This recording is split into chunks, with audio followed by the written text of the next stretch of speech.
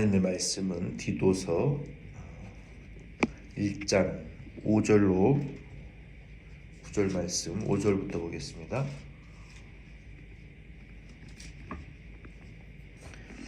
이 디도서는 일부 1장 1절로 10절 말씀은 교회의 장로를 세우는 교회의 리더십을 세우는 일에 대해서 말씀하고 있습니다. 1절로 4절에 우리가 서론을 통해서 리더를 세우기 위한 그 중요한 강조점을 몇 가지 말씀하셨고, 또 바울이 사도된 목적과 또 그레데 섬의 교회의 디도를 교육자로 세워서 목회의 올바른 방향과 정책을 바울이 지도해 준 내용이 서론으로 우리가 지난주에 함께 나눴고, 오늘은 5절 말씀부터 보면은 이제 이 장로를 세우는 구체적인 그 6가지의 기준, 장로의 평가의 6가지 기준. 이것은 이 기준은 장로만을 의미하는 것이 아니고 리더의 교회의 중직자들을 위한 기준이 된다고 우리가 볼 수 있습니다. 5절 말씀에 보면은 내가 너를 그레데에 남겨둔 이유는 남은 일을 정리하고 내가 명한 대로 각 성의 장로들을 세우게 하려 함이니. 바울이 그레데 섬의 디도를 통해서 그 그레데 섬에 있는 이 교회가 한계가 아니었던 것을 우리가 알 수 있습니다. 각 성이라는 것은 그 관할 구역을 가리키는 거예요. 예를 들어서 뭐 도시라든지 또 어떤 우리는 오로라 또 아라파호 카운티에 소속되어 있는 지역이죠. 그래서 그렇게 이 카운티든지 혹은 그 도시든지 그 섬 안에 있는 이 관할 구역 지역의 일정 거리 안에 세워진 가정 교회들이 있었을 것입니다. 그래서 그 가정집을 중심으로 이 초대교회들은 모였고, 또 초기 교회들도 가정에 모였어요. 그래서 가정에 함께 모일 수 있는 공간이 있는 그 성도들의 가정집에 거기에서 모여서 예배드릴 때, 혹 그 지역들이 모여서 예배드릴 때 그 지역의 담임 교육자와 같은 장로들을 세웠습니다. 그래서 그 일을 디도가 하기 위해서는 성경적인 기준이 필요했어요. 그래서 그러한 기준이 디도에게는 없었는데 바울이 이러한 성경적인 이 기준을 제시를 해 주고 있는 거예요. 왜 이 장로를 리더를 세우는 것이 중요하냐면 교회의 한 리더가 바로 서야 하나님의 교회가 무너지지 않을 수 있어요. 물론 우리 보이지 않는 하나님이 교회를 다스리시고 인도하고 계시지만, 교회는 이 리더 한 사람, 담임 교육자, 그리고 한 사람, 그리고 각 그 부장들 한 분 한 분이, 이 리더들이, 장로들이 바로 서야 교회가 성도들이 바로 세워져 나갈 수 있기 때문에 그렇습니다. 6절로 9절에 보면은 이 6가지의 그 평가의 기준을 바울이 제시하고 있어요. 한 절 한 절 좀 살펴보면서 이 기준을 좀 나누겠습니다. 6절에 보면은 먼저 책망할 것이 없고 한 아내의 남편이며 방탕하다는 비난을 받거나 불순종하는 일이 없는 믿는 자녀를 둔 자라야 할지니라. 먼저 이 6절 말씀에 보면은요, 가족 안에서의, 그리고 그 가족에 대한 사람들의 이 평가의 기준을 말하고 있어요.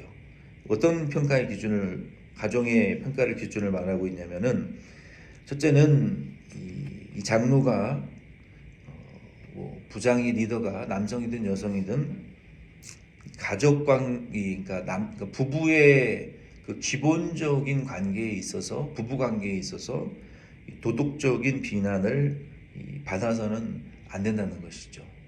그리고 부모 자녀와의 관계에 있어서도 그런 도덕적인 그 지탄을 받아서는 안 된다는 것입니다. 어떻게 비난을 받으면 안 됩니까? 6절에 보면은 첫째, 남편은 한 아내의 남편이어야 되고, 그리고 법적으로 도덕적으로 한 아내 또 한 남편 한 아내의 이 법이 정한, 그리고 성경이 정한 그 한 남편의 한 아내, 그리고 한 아내의 한 남편, 이러한 법적 부부의 올바른 관계가 잘 맺어져 있어야 된다는 것이죠. 그리고 결혼한 남편이 있는데 아내가 있는데 또 다른 아내가 있어서는 안 되고, 또 남편이 있는데 또 다른 남편이 있어서는 안 된다는 것입니다. 그리고 자녀들이 방탕한 상태에 빠져 있는 부모는 리더의 자격이 없다는 거예요. 그러니까 자녀들이 뭐 좀 약간의 뭐 부모와의 갈등도 있을 수 있고, 또 가정에 뭐 갈등도 있을 수는 있어요. 그러나 아예 자녀가 완전히 믿지 않는 자녀처럼 뭐 교회 나오지도 않고 세속에 빠져 있고 믿음 생활을 전혀 하지 않는, 봉사도 하지 않고 교회에 아주 무관심하고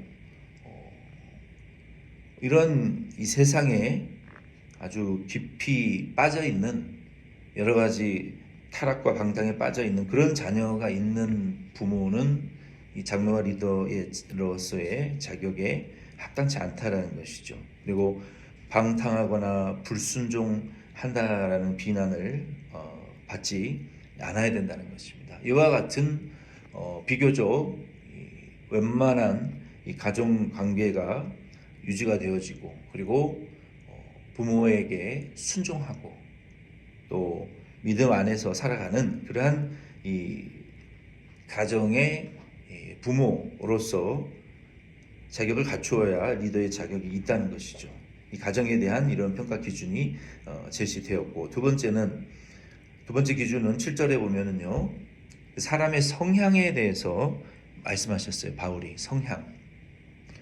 바울이 리더의 기준을 제시했을 때 왜 뭐 새벽 예배를 나와야 된다는지, 뭐 10의 1조를 드려야 된다든지,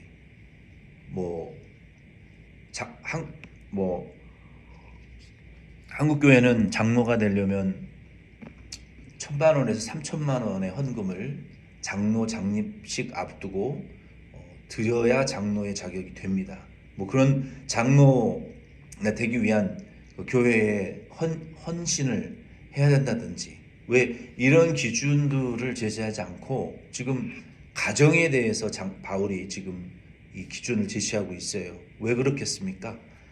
그만큼 가정과 아내와의 관계에 있어서, 남편과의 관계에 있어서, 부모와 자녀의 관계에 있어서, 자녀와 부모의 관계에 있어서가 이 성신도에게 리더가 미치는 영향력이 그만큼 이 파급이 강력하기 때문에 먼저 이 가정에 대한 언급을 제일 먼저 하고 있다는 것을 우리가 아주 독특한 말씀으로 우리가 생각을 해야 될 것 같아요. 두 번째는 바울이 그 사람의 그 성향에 대해서 지금 말씀을 하고 있어요.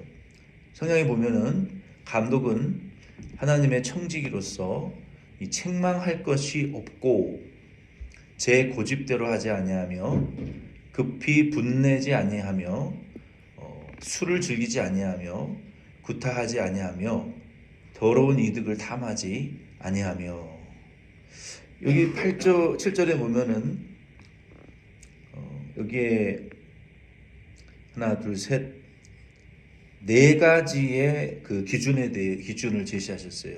그러니까 첫 번째 그 가정에서의 평가의 기준을 제시하셨고, 7절에 보면은 그 사람의 삶의 그 태도와 성향에 대한 이 네 가지의 기준을 바울이 쫙 제시하십니다. 7절에 보면 그 네 가지의 기준은 첫째로 자기의 이 고집대로 하지 않아야 된다라고 말씀하셨어요.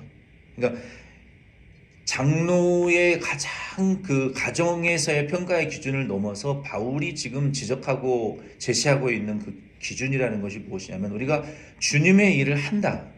교회에서 어떤 그 집사 이상의 그 직분을 맡아서 우리가 봉사한다라고 했을 때 가장 우리가 경계해야 될 태도가 무엇이냐면 자기 고집대로 하는 태도라는 거예요. 바울은 이 자기 고집대로 하지 말고 하나님의 말씀과 성령의 인도를 순종하고, 그리고 교회와 성도의 유익을 위하여 봉사하고 가장 합리적인 길을 받아들이라라고 성경에 여러 차례 말씀하고 있어요. 그러니까 우리가 교회가 하나 되지 못하는 이유는 뭐냐?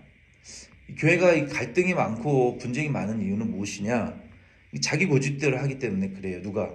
이 직분자들이 성령의 인도와 감동을 따라서 하면 조용할 텐데, 그리고 순조로울 텐데, 이 자기 고집을 내려놓지 않고 이제 부리게 되면, 자기 고집이 없는 사람이 어디 있습니까?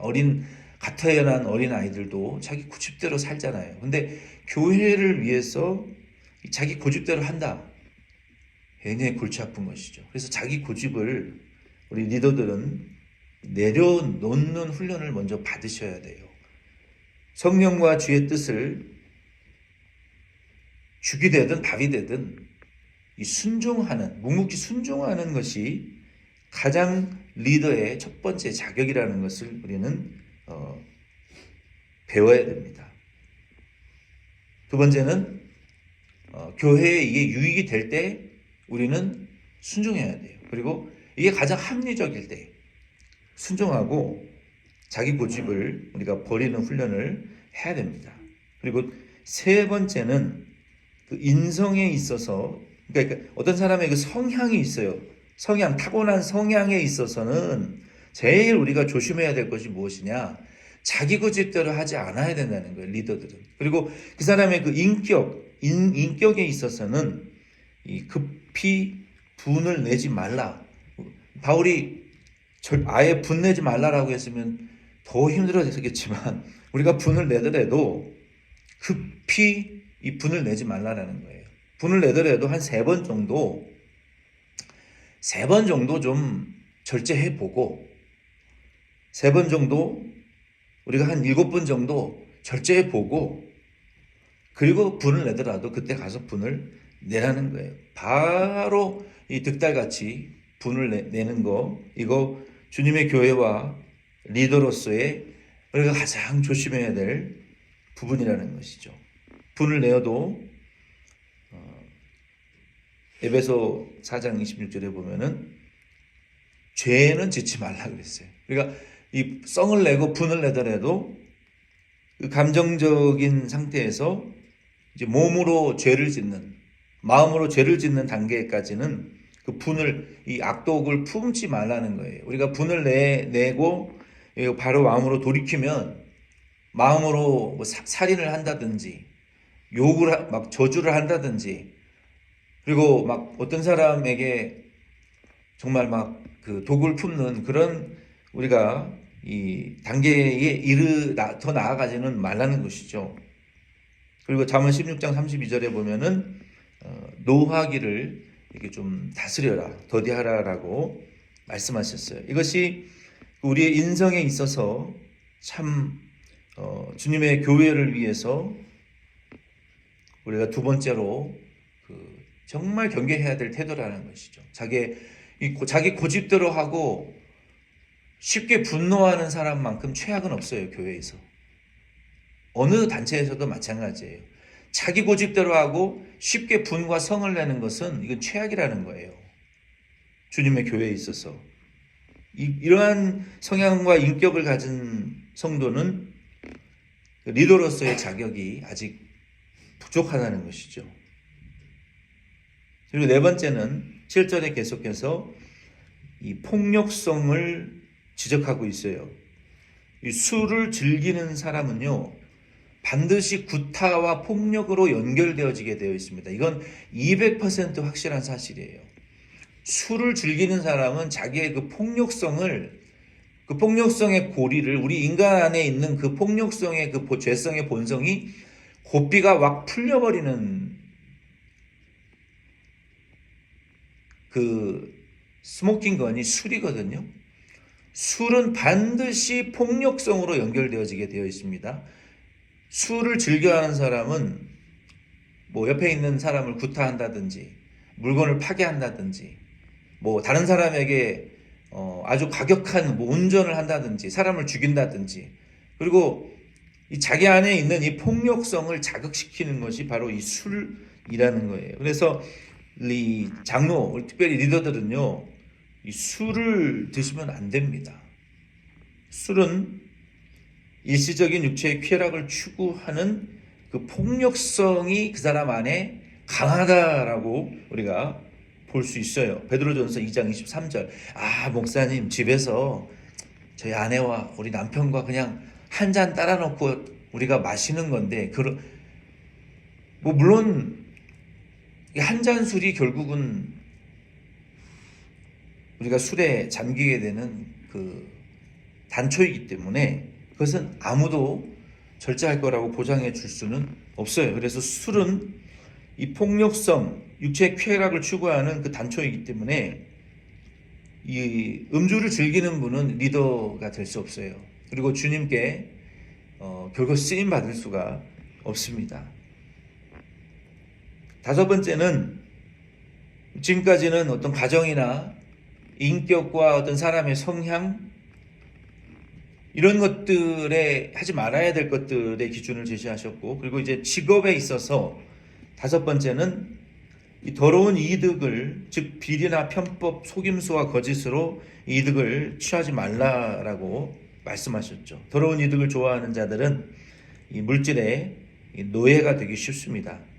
도리어 선한 양심과 하나님의 뜻을 위하면 우리가 물질을 다스릴 수가 있어요. 우리가 이 물질의 노예가 되느냐, 우리가 그 물질을 다스려서 하나님의 일을 위해서, 선한 일을 위해서 우리가 사용할 수 있느냐, 이 두 가지의 문제예요. 우리가 물질의 노예가 되면 그 죄의 노예가 되는 것이고, 오히려 우리가 하나님 앞에 선한 양심과 의로운 마음으로 우리가 살아가게 되면 물질을 다스릴 수 있는 권세를 하나님 우리에게 주십니다. 물권을 주십니다. 그래서 이런 면에 있어서 우리가 물질의 노예가 된 사람인가, 그것을 바르게 쓸 수 있는 사람인가의 기준이 있어야 되는 거예요. 그래서 이 물질의 노예가 된 사람은 교회의 재정에 있어서도 노예처럼 이 재정에 관여를 해요. 그러나 물질을 쓸 수 있는 권세를 받은 사람은 권세 있는 자처럼 교회 재정을 우리가 참여하겠죠.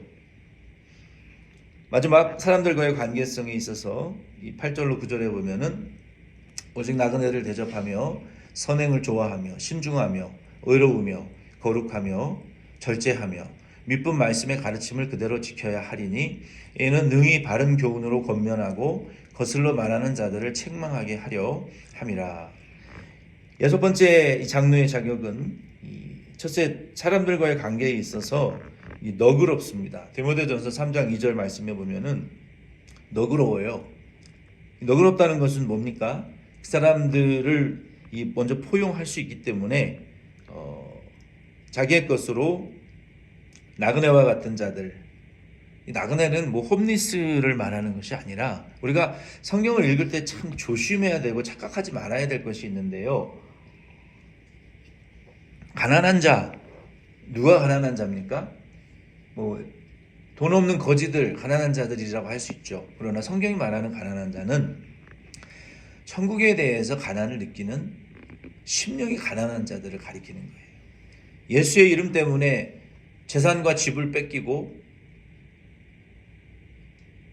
박해당해서 가진 것이 없는 가난한 자들을 말하는 거예요. 주님의 일을 하느라고, 주의 그 복음을 위하느라고 자기는 못 먹고 못 쓰고 마음 조려하면서 사는 자들이 심령이 가난한 자들이지, 세상에 헐벗고 굶주린 자들, 그런 자들을 성경은 말하는 것이 아닙니다. 여기서 뭐 나그네 된 자들 누굽니까? 하나님의 나라 천국을 사모해서 하나님의 나라를 바라보면서 이 세상에서 거지처럼 살아가는 나사로와 같은 영적 성도를 나그네라고 말하는 거예요. 우리가 누구에게 관대해야 되느냐? 우리가 길거리 홈리스들 빵 나눠주고 봉사하는 일 있으면 교회 나오겠다. 아직까지도 이 믿음의 신앙의 관념이 천국이 아니라 이 세상에 고정되어 있기 때문에 그런 말을 하는 거예요. 그래서 그런 말 한마디를 보면 그분의 믿음이 잘못됐는지 바로 됐는지 우리가 알 수 있어요. 하나님의 나라의 교회를 위해서 주를 위하다가 헐벗고 굶주린 자들이 나그네지. 우리가 성경을 바르게 읽어야 됩니다. 이 나그네 된 자들을 향해서 너그러워야 돼요. 그리고 우리는 선하고 분별력이 있어야 되고 진실하고 하나님 앞에서 살아야 되고 자기를 부인하고 고난을 이길 줄 알고 말씀을 순종을 먼저 하려고 하고 그리고 다른 성도들의 샘플이 되고 그래야 장로로서 다른 성도들, 잘못된 성도들을 권면할 수 있죠. 우리의 삶의 태도가 삐뚤어져 있고 술을 즐겨하고 구타를 즐겨하고 돈은 남을 속이고 빼뜨려 먹어서 돈을 벌고 사람들과의 관계에 있어서 금방 분노하고 자기 고집대로 모든 일을 처리해버리고 그리고 가정에서도 다른 아내를 두고 다른 남편을 두고 자녀들은 방탕하고 교회를 떠나고 자기 멋대로 세상을 살아가는 리더가 교회의 장로가 된다면 어떻게 교회가 바르게 세워져 나갈 수 있겠냐는 거예요. 우리는 오늘 연초에 이 디도서의 말씀을 통해서 저와 여러분들이 우리가 이 자격에 6가지의 장로의 자격에 합당한지 자격이 우리가 되는지 모자라는지 저 자신 목사인 저 자신부터 저와 여러분도 이 말씀을 묵상하시면서 이 자격에 가까워질 수 있도록 올 한 해 노력하실 수 있는 저와 여러분 되시기를 바랍니다. 주님 가르쳐준 기도로 우리 예배 마치겠습니다.